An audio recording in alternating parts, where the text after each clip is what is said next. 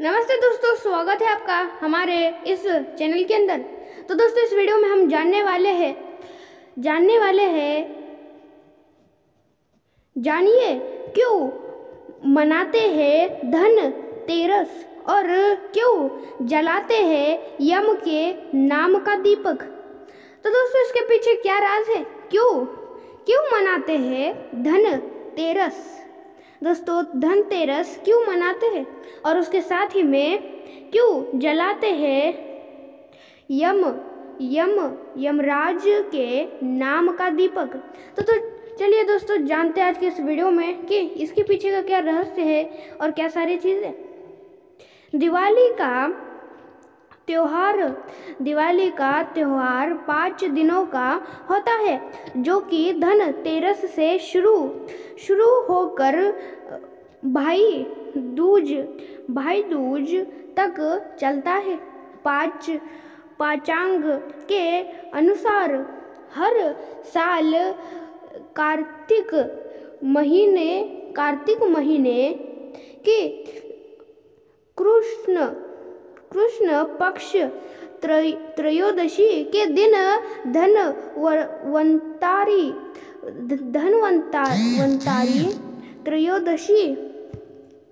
त्रयोदशी मनाई जाती है, जिसे आम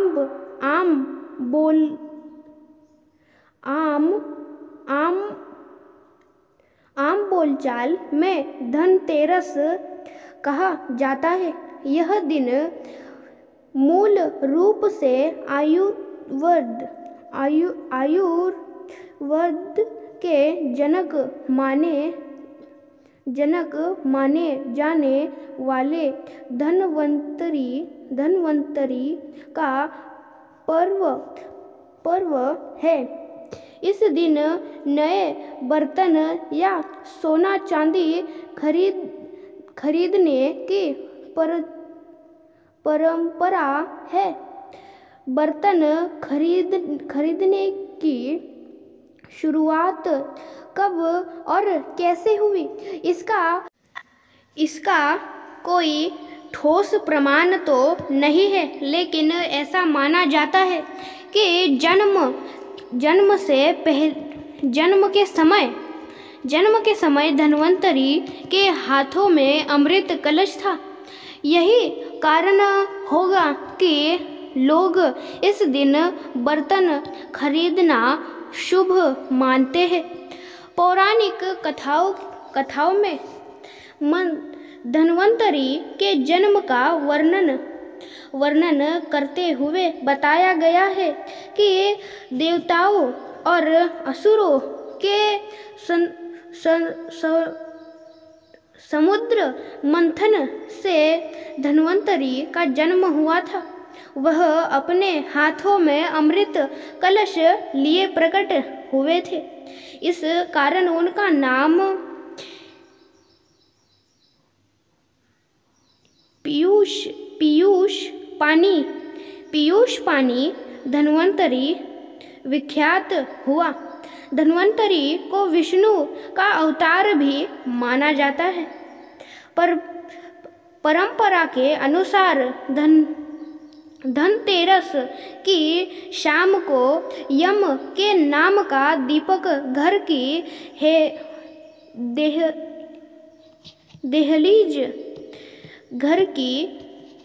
दहलीज बाहर पर रखा जाता है और उनकी पूजा करके प्रार्थना की जाती है कि वह घर में प्रवेश नहीं करे, किसी को कष्ट नहीं पहुंचाए। देखा जाए तो यह धार्मिक मान्यता मनुष्य के संरक्षण स्वार्थ और दीर्घ जीवन से प्रेरित है।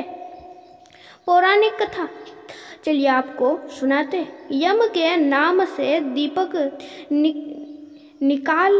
निकालने के बारे में भी एक पौराणिक कथा है, जो कि दोस्तों आपको बताते हैं।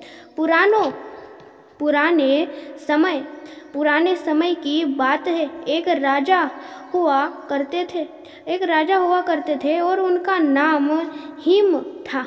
राजा हिम के यहाँ जब पुत्र हुआ तो उन्होंने अपने पुत्र का नाम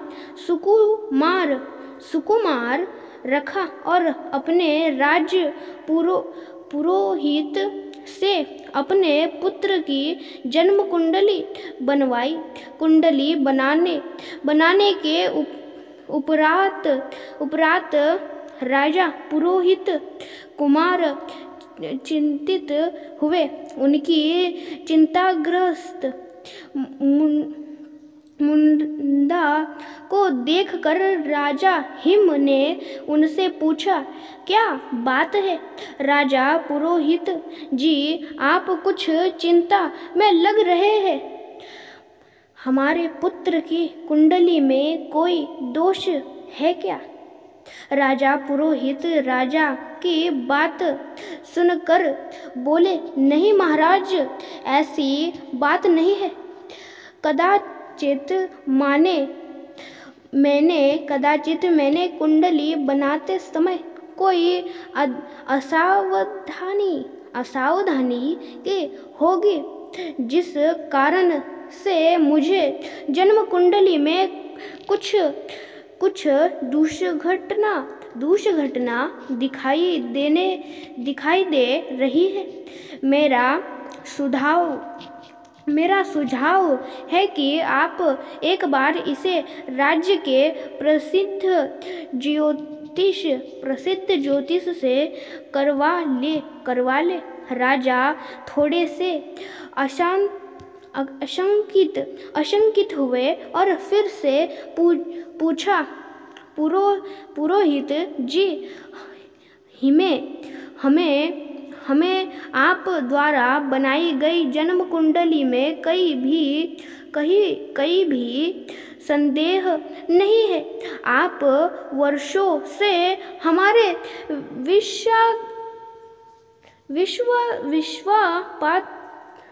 सपात्र रहे हैं। कृपया आप हमें बताइए कि क्या बात है। राजा पुरोहित ने कहा, महाराज, राजकुमार की जन्म कुंडली की गणना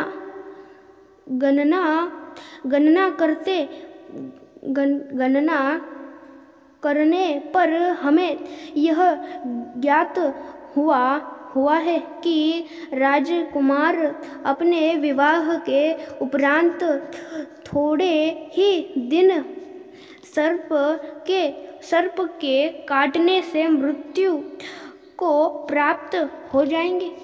राजा हिम तिल मिलाते हुए चिल्लाए, राजा पुरोहित जी, ये आप क्या कर रहे हैं? अवश्य ही आप की गणना में कोई टूटी हुई है। एक बार पुनः से कुंडली को ध्यान पूर्वक देखें। यदि आप हमारे राज पुरोहित न होते तो कदाचित आप इस समय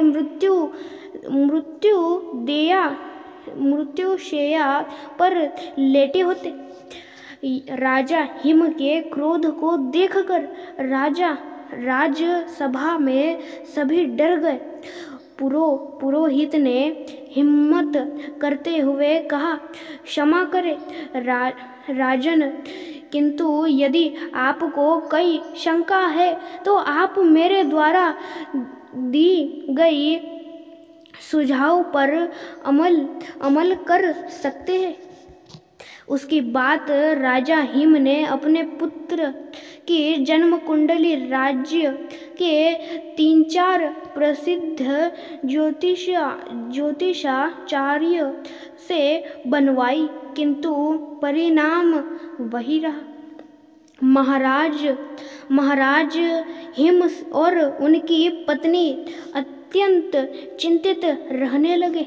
राजा ने राजा ने दरबार में सभी को चेतावनी दी कि कोई भी इस बात का वर्णन हमारे पुत्र के समक्ष ना करे, अन्यथा परिणाम भयंकर होगा। राजा हिम को भय था कि यदि उनके पुत्र को इस बात का पता चल गया तो कहीं वह मृत्यु की चिंता में ही मर जाए। समय बीतता गया और राजकुमार सुकुमार बड़े होने लगे। वह समय आ गया जब राजकुमार की आयु विवाह योग्य हो गई और आसपास के कई राज्यों से राजकुमार के लिए सुंदर राजकुमारियों के विवाह प्रस्ताव आने लगे, परंतु अपने पुत्र की मृत्यु के भय से राजा किसी भी प्रस्ताव को स्वीकृति नहीं दे पा रहे थे। यह देखकर महारानी ने कहा, महाराज, यदि आप इसी प्रकार सभी राजाओं के विवाह प्रस्तावों का अस्वीकृत कर देंगे तो हमारा पुत्र क्या सोचेगा? जन्म कुंडली के भय से हम अपने पुत्र को उम्र भर के लिए कुंवारा तो नहीं रख सकते, और फिर मृत्यु तो सिर्फ के काटने से होगी। यदि हम महल में सुरक्षा व्यवस्था बढ़ा दे तो कदाचित सर्प के राजकुमार के पास पहुंचने से पूर्व ही हम उस सर्प को मार गिराए। राजा हिम को महारानी का सुझाव पसंद आया और उन्होंने एक सुंदर राजकुमारी से जिसका नाम नयना था से अपने पुत्र के विवाह के लिए स्वीकृति दे दी। राजकुमारी नयना देखने में जितनी सुंदर थी, बुद्धि भी उतनी ही प्रखर थी। विवाह से पूर्व राजा ने अपने पुत्र की जन्म कुंडली में निहित भविष्यवाणी को कन्या पक्ष को भी बता दिया। पहले तो वधू के पिता ने इस संबंध से साफ इनकार कर दिया, किंतु जब यह बात राजकुमारी नयना को पता चली तो उन्होंने अपने पिता से निवेदन किया कि आप विवाह के लिए उनकी मंजूरी दे दें। अपनी पुत्री की बात को राजा ठुकरा न सके और विवाह के लिए आशंकित मन से विवाह के लिए हामी दे दी। राजकुमारी नयना एक दुष्ट निश्चय वाली कन्या थी। उसने अपने पति के प्राणों की रक्षा करने का निश्चय कर लिया था। जैसे कैसे 3 दिन बीत गए। राजा हिम और राजकुमारी नयना ने चौथे दिन का इंतजार पूरी तैयारी के साथ किया। उनकी योजना के अनुसार जिस किसी भी भाग्र से सांप के आने की आशंका थी। वहाँ पर सोने चांदी के सिरके और हीरे जवाहरात बिछा दिए गए। पूरे महल को रात भर में लिए रोशनी से जगमगाया गया ताकि सांप को आते हुए आसानी से देखा जा सके। यही नहीं, राजकुमारी नयना ने सुकुमार को भी सोने नहीं दिया और निवेदन किया कि आज हम कहानी सुनना चाहते हैं। राजकुमार सुकुमार नयना को कहानी सुनाने लगे। मृत्यु का समय निकट आने लगा और मृत्यु के देवता यमराज पृथ्वी की ओर प्रस्थान करने लगे, क्योंकि सुकुमार के मृत्यु का कारण सर्पदंश था। इसलिए यमराज ने सांप का रूप धारण किया और महल के भीतर राजकुमार सुकुमार और राजकुमारी नयना के कक्ष में प्रवेश करने का प्रयास किया। जैसे ही वह सर्प के वेश कक्ष में दिखाई हुए तो हीरे जवाहरातों की चमक से उनकी आंखें धुंधली चौंधिया गई, जिस वजह से सांप को प्रवेश के लिए कई अन्य मार्ग खोजना पड़ा। जब वहां से कक्ष में दाखिल होना चाहा तो सोने और चांदी के सिक्कों पर रेंगते हुए सिक्कों का शोर होने लगा, जिससे राजकुमार नयना चौकस हो गई। जब राजकुमारी नयना ने अपने हाथ में एक तलवार भी पकड़ ली और राजकुमार को कहानी सुनाते रहने का कहा। डसने का मौका न मिलना देख सांप बने यमराज को एक ही स्थान पर कुंडली मर कर बैठना पड़ा, क्योंकि अब यदि वह थोड़ा सा भी हिलते तो सिक्कों की आवाज से नयना को ज्ञात हो जाता कि सर्प कहाँ है और वह उसे तलवार से मार डालती। राजकुमार सुकुमार ने पहले एक कहानी सुनाई, फिर दूसरी कहानी सुनाई और इस प्रकार सुनाते सुनाते कब सूर्य देव ने पृथ्वी पर दस्तक दे दी पता ही नहीं चला। अर्थात अब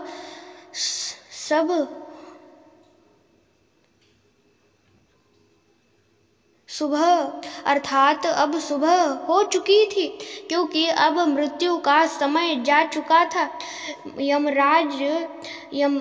यमदेव राजकुमार सुकुमार के प्राण नहीं हर सकते थे, अतः वे वापस यमलोक चले गए। इस प्रकार राजकुमारी नयना ने भविष्यवाणी को निष्फल करते हुए अपने पति के प्राणों की रक्षा की। राजकुमार सुकुमार कभी नहीं जान पाए कि उनकी कुंडली का क्या रहस्य था। क्यों उनकी पत्नी ने विवाह के चौथे दिन कहानी सुनाने का निवेदन किया, और आखिर क्यों कहानी सुनाते हुए उन्होंने तलवार हाथ ली थी। माना जाता है कि तभी से लोग घर की सुख समृद्धि के लिए धनतेरस के दिन अपने घर के बाहर यम के नाम का दिया निकालते हैं, ताकि यम उनके परिवार को कोई नुकसान नहीं पहुंचाए। तो दोस्तों, इस प्रकार की थी आज की हमारी कथा, जिसमें हमने जाना कि